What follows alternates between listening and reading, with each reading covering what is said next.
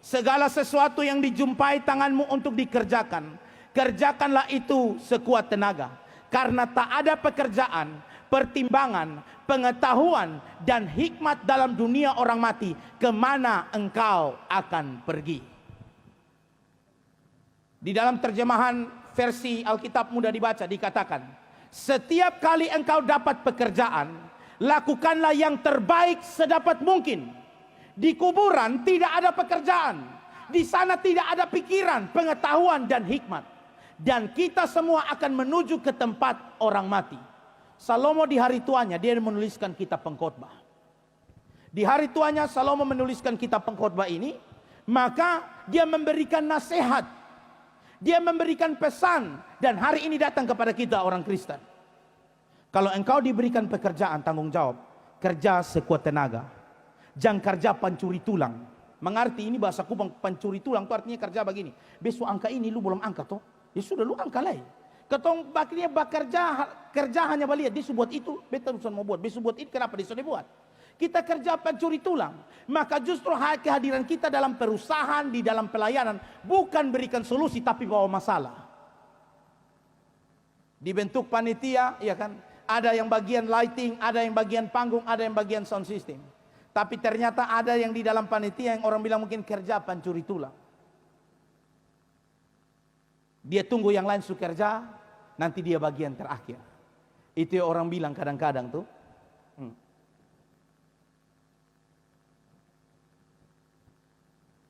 Sapi pun susu, beruang punama. Susu beruang itu, iya kan? Susu beruang itu kan sapi pun susu, tapi level di depan beruang. Coba tanya di toko, iya kan? Itu akibat apa? Manusia yang dia mau bekerja, dia sebagai pelaksana, dia di perusahaan, tapi malas bekerja, malas berusaha. Padahal Alkitab bilang setiap kali engkau dapat pekerjaan, lakukan yang terbaik sedapat mungkin. Maka waktu Anda pelayanan main musik sungguh-sungguh, bernyanyi sungguh-sungguh, ketika diberikan tanggung jawab untuk atur sound system, lighting, segala macam, lakukan yang terbaik. Karena catat baik-baik, kita semua pasti akan mati menurut firman Tuhan. Kita semua akan mati. Karena di dunia orang mati yang kemana kita akan pergi, di sana tidak ada lagi pekerjaan, tidak ada lagi pertimbangan, tidak ada pengetahuan dan hikmat. Maka selama masih bernapas, mari bekerja. Apalagi anak muda memberi jawaban apa yang dikatakan oleh Pak Sekda tadi. Bagaimana supaya memberantas kemiskinan, supaya kita anak muda menjadi berkat. Mari jangan anak muda jam kerja ke tidur ngorok, bahaya. Anak muda ke tompong kerja hanya duduk lingkar dan minum mabok, maka susah. Daerah ini mau maju tidak akan bisa. Harus dimulai dari anak-anak yang cinta Tuhan, memiliki kesadaran selama kita masih hidup, Tuhan berikan kita kekuatan, marilah kita bekerja.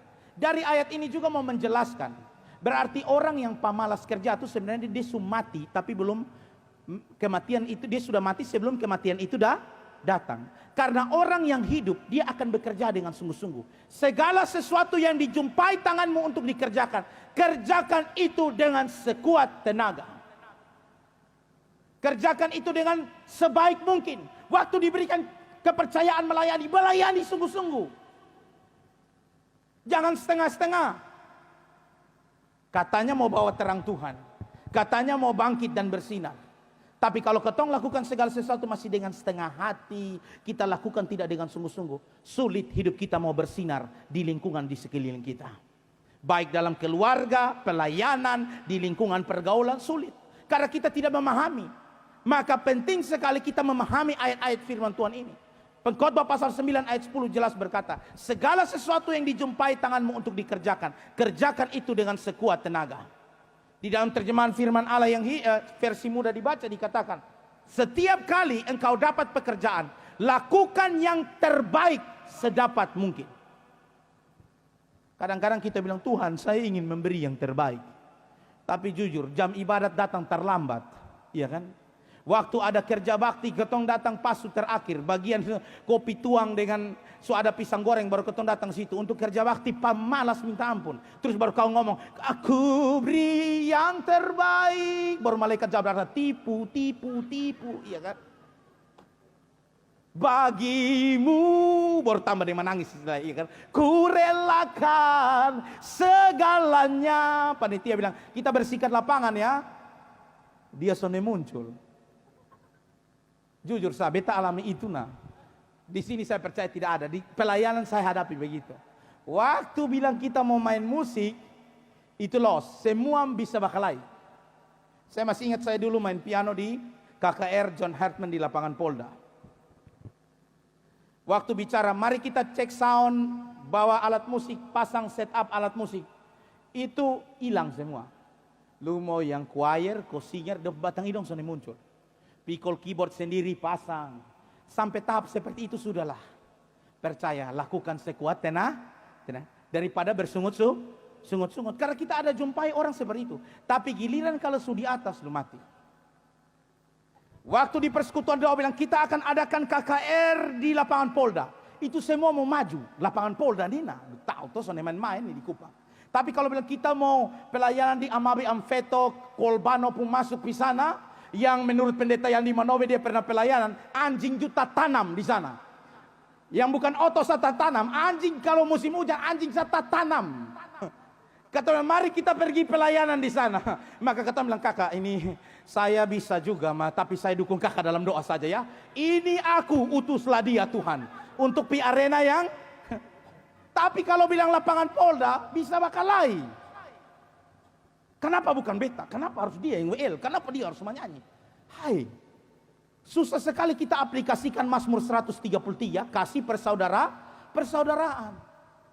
Karena kita tidak menyadari bahwa setiap pekerjaan yang kita dapatkan, mau di lapangan Polda kah, mau di kampung kah, mau dimanapun, kita tetap akan melayani Tuhan dengan kualitas pelayanan yang sama. Anak-anak muda, tetaplah setia melayani Tuhan. Mau berapa banyak orang yang hadir, mau satu orang pun tetap melayani Tuhan. Saya sebagai seorang gembala muda, saya terberkati ketika saya membaca dan mengingat kembali kisah daripada Yeremia. Yeremia itu nabi muda. Kalau di dalam perjanjian baru ada Timotius di situ. Mereka adalah hamba-hamba Tuhan muda yang dipakai oleh Tuhan. Kalau mau bilang kita lihat secara kasat mata, secara dunia, kita mungkin akan berkata Yeremia itu gagal dalam pelayanan. Karena kita tahu bahwa Yeremia diutus ke Yehuda bukan?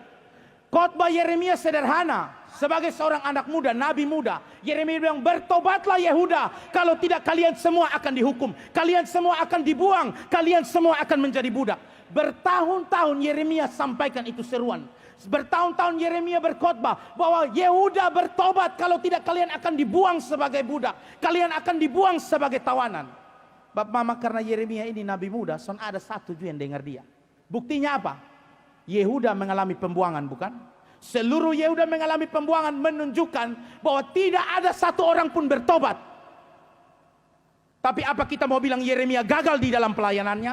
Tidak.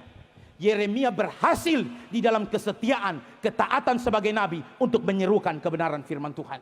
Rekan-rekan muda, mau KKR banyak orang kah sedikit orang? Kalau engkau sadari panggilan pelayananmu, diberikan tanggung jawab pelayanan, lakukan pekerjaan itu dengan sungguh-sungguh. Lakukan yang terbaik. Jangan pernah kurangi kualitas pelayananmu. Yeremia dia berkhotbah walaupun tidak ada yang bertobat, dia tetap beritakan firman Tuhan. Walaupun kenyataannya Yeremia harus lihat Yehuda mengalami pembuangan. Karena pada waktu itu Yehuda tertipu oleh nabi-nabi palsu yang bilang, oh tidak ada penghukuman, tidak usah hidup saja dalam dosa, tidak ada penghukuman. Nanti Yehuda dan Israel baik-baik saja. Kenyataannya seluruh Yehuda lebih dengar nabi palsu tersebut daripada seruan Yeremia. Yeremia menyaksikan bagaimana orang-orang Yehuda dibawa kepada pembuangan. Tapi apa kita mau bilang Yeremia gagal di dalam pelayanannya? Tidak Bapak Ibu Saudara. Rekan-rekan muda belajar dari nabi muda ini. Dia berhasil di dalam pelayanannya. Walaupun mungkin dia dianggap remeh pada saat itu. Karena dia tetap setia memberitakan firman Tuhan. Dia bertanggung jawab kepada pekerjaan panggilan pelayanannya. Maka apa yang dikatakan pengkhotbah 9 ayat 10 ini, mari kita ilhami. Kalau hari ini Anda sebagai pekerja, Anda sebagai pelayan, Anda sebagai pelaksana di kantor, lakukan setiap pekerjaanmu sebaik mungkin. Karena nanti kita mati, kita tidak lakukan itu pekerjaan lagi. Mumpung masih hidup, masih kuat, mari kita bekerja sungguh-sungguh. Supaya kita bisa membawa terang Tuhan di lingkungan kerja kita, lingkungan pergaulan kita, di dalam keluarga kita. Perhatikan rekan-rekan semua yang dikasihi dan diberkati oleh Tuhan. yang dikatakan di dalam Kolose pasal 3 ayat 22. Mari kita baca bersama-sama. 1, 2, 3. Hai hamba-hamba, taatilah Tuhanmu. Sekali lagi, oke. Mari kita baca sama-sama. 1, 2, 3. Hai hamba-hamba, taatilah Tuhanmu yang di dunia ini dalam segala hal. Jangan hanya di hadapan mereka saja untuk menyenangkan mereka, melainkan dengan tulus hati karena takut akan Tuhan. Apapun juga yang kamu perbuat, perbuatlah dengan segenap hatimu seperti untuk Tuhan dan bukan untuk manusia. Kamu tahu bahwa dari Tuhanlah kamu akan menerima bagian yang ditentukan bagimu sebagai upah. Kristus adalah Tuhan dan kamu hambanya. Perhatikan di sini rekan-rekan muda yang dikasihi dan diberkati oleh Tuhan, serta bapak mama semua. Firman Tuhan datang kepada jemaat di Kolose. Jemaat mula-mula pada waktu itu bukan jemaat yang kaya. Kebanyakan jemaat mula-mula pada zaman itu, mereka datang dari keluarga ekonomi menengah ke bawah. Mereka menjadi pembantu di rumah orang Yahudi. Mereka menjadi pembantu di rumah orang Romawi. Maka Paulus mengingatkan jemaat di Kolose, kalau kalian sebagai hamba, kalian sebagai mungkin pembantu, kalian sebagai pekerja di rumah-rumah daripada orang Yahudi atau orang Romawi pada waktu itu yang belum mengenal Tuhan, maka Rasul Paulus bilang, kalau Tuhanmu itu bengis, Tuhanmu itu jahat, Tuhanmu itu tidak berbuat baik kepadamu, jangan sampai perbuatan baik Tuhanmu itu mengurangi kualitas kerjamu. Apa yang harus engkau lakukan? Di ayat 23 berkata bahwa apapun juga yang kamu perbuat, perbuatlah dengan segenap hati seperti untuk Tuhan dan bukan untuk manusia. Ayat ini cukup jelas mengajarkan kepada kita, kalau hari ini engkau sebagai pekerja, hari ini engkau sebagai pegawai, hari ini engkau sebagai anak buah, kalau engkau tahu setiap pekerjaanmu diawasi oleh Tuhan, Tuhan yang akan menilai, engkau akan bekerja dengan total. Engkau akan bekerja dengan tanggung jawab. Engkau akan bekerja tanpa diperintah. Engkau akan bekerja dengan disiplin karena engkau tahu bahwa pekerjaan yang engkau lakukan Tuhan yang akan menilainya. Maka bukan hanya waktu di pelayanan saja, tapi waktu di kantor, di tempat engkau bekerja, engkau tahu bahwa ada Tuhan yang melihat, dan engkau melayani Tuhan bukan pada waktu hari Minggu saja, tapi di tempat kerjamu engkau mau melayani Tuhan. Maka pegang teguh ayat ini, Kolose 3 ayat 23. Apapun juga yang kamu perbuat, perbuat dengan segenap hati seperti untuk Tuhan dan bukan untuk manusia. Maka kehidupan kita, biar kita menjadi karyawan pun, kita akan menjadi berkat. Mungkin awalnya bos kita berkata, weh lu lembur terus, iya kan? Dikasih pekerjaan, mungkin ada pegawai yang lain, hi bos lembur terus, beta capek. Waktu Anda diberikan tanggung jawab, kerja saja. Anda tidak tahu, mungkin ketika bosmu begitu dia mau pulang, dia lihat engkau masih lembur, Tuhan jamah di hati. Lu lihat dia kerja itu tanpa bersungut-sungut, tanpa hitung. Besok promosi dia, tanpa harus Anda jadi penjilat, tanpa harus engkau cari muka, engkau lakukan pekerjaanmu dengan sungguh-sungguh. Tuhan akan mengangkat engkau menjadi kepala dan bukan ekor. Itu janji firman Tuhan. Supaya kehidupan kita menjadi berkat. Maka apapun yang dipercayakan kepada kita hari ini dalam pekerjaan kita, lakukan dengan segenap hati, bukan setengah hati. Anak-anak muda waktu orang tua bilang, cuci piring babae, jangan banting piring gelas, iya kan? Pung, padahal ini ada yang mengomel, soalnya jadi berkat, serius kau di dalam rumah. Sekalipun engkau mau jadi penari tamborin kah, engkau jadi singers kah, kehidupanmu menjadi batu sandungan di dalam rumah. Tapi selaraskanlah antara kegiatan rohanimu dan di rumah. Mama belum perintah, mam tua baru mau suruh bilang, tolong do, iya kan? Koba, tolong cuci piring. Mam tua pas di belakang, piring subarisi semua. Hidupmu jadi berkat. Karena yang engkau lakukan semua itu bukan untuk menyenangkan orang tuamu, tapi engkau persembahkan untuk Tuhan. Maka engkau akan bekerja dengan sungguh-sungguh tanpa bersungut-sungut. Di dalam terjemahan, saya bacakan bagi kita, di dalam terjemahan versi firman Allah yang hidup, Kolose pasal 3 ayat 22 sampai 24. Demikian bunyi firman Tuhan. Para hamba, hendaklah saudara selalu patuh kepada Tuhan saudara. Jangan hanya berusaha menyenangkan mereka bila mereka sedang mengawasi, melainkan setiap saat. Maka ketong kerja jangan pencuri tulang. Ada bos baru ketong kelihatan rajin sekali. Bos tidak ada, pemimpin tidak ada, pengawas tidak ada, kita punya dunia sudah. Maka kalau orang Kristen sejati tidak begitu. Orang Kristen yang mau bawa terang Tuhan ke tempat kerja, dia akan bekerja bertanggung jawab. Pemimpin bergantikah, ada yang mengawasi atau tidakkah, dia akan bekerja dengan tanggung jawab, dia akan bekerja dengan dedikasi, dan dia akan bekerja dengan disiplin. Maka kalau mau membawa terang Tuhan di tempat engkau bekerja, jangan hanya berusaha menyenangkan mereka, ya, tuan Anda itu, bila mereka sedang mengawasi, melainkan setiap saat patuhilah mereka, Tuhan Anda, dengan senang hati karena kasih saudara kepada Tuhan dan karena saudara ingin menyenangkan hatinya. Jadi kedudukan kita kepada pemimpin kita bukan karena kita mau jadi penjilat, bukan karena kita mau cari muka dengan dia, tidak. Saya taat kepada pemimpin saya karena saya mau menyenangkan hati Tuhan saya. Itu cara yang berbeda. Maka kita tidak harus menjadi penjilat, kita tidak harus cari muka. Karena kita betul-betul mau bekerja dengan sungguh-sungguh di dalam takut akan Tuhan. Di dalam ayat yang ke-23 sampai 24 dikatakan, kerjakanlah segala tugas saudara dengan sungguh-sungguh dan dengan senang hati, seakan-akan saudara sedang bekerja untuk Tuhan dan bukan hanya untuk tuan saudara. Ingatlah bahwa yang akan mengupahi saudara ialah Tuhan Yesus Kristus, yang akan memberi bagian saudara sepenuhnya dari segala yang dimilikinya. Bagi dialah sesungguhnya saudara bekerja.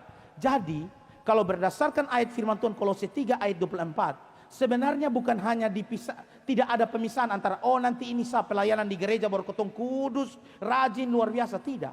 Seharusnya setiap pekerjaan yang kita lakukan, bahkan pekerjaan sekuler sekalipun, kita harus bekerja dengan sungguh-sungguh. Karena sesungguhnya kita sedang mempersembahkan itu semua untuk hormat kepujian bagi nama Tuhan.